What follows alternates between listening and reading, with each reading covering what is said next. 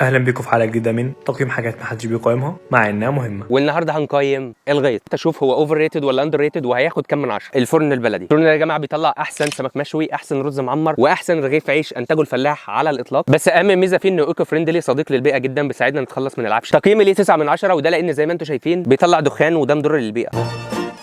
ده بمثابه الخليه لنهر النيل حرفيا. عندنا بيسموه البزراري، قول لنا بقى عندك بيسموه ايه؟ بزراري اندر ريتد ياخد 9 من 10 عشان كنت بمارس فيه هوايتي المفضله وانا صغير، الفيشنج، صيد القراميط. الحوض الكلاسيك حوض سقيه عادي خالص ما فيهوش اي ميزه. اما بقى الفلاح المودرن، فلاح ما بعد الحداثه، ده النوع المفضل بالنسبه له. زي ما انتم شايفين بفتحتين ومن غير سقف. عيبه الوحيد بس ان العيال الصغيره وهي بتستحمى بيبقى الوضع مش لطيف. حوض السقيه المودرن ياخد 9.5 من 10، ولكن بقى اما تضيف بعض الابيتايزرز زي الغروب، الشروق، الاكل الفلاحي، ميزه انك تعمل حفله تخرجك في الغيط، كل ده بيديك تجربه جوسي وبريميوم جدا. عشان كده الغيط اندر ريتد جدا وياخد 10 من 10. كان معكم هاني شاكر حسن شحاته. حبيبي كم تو غيط.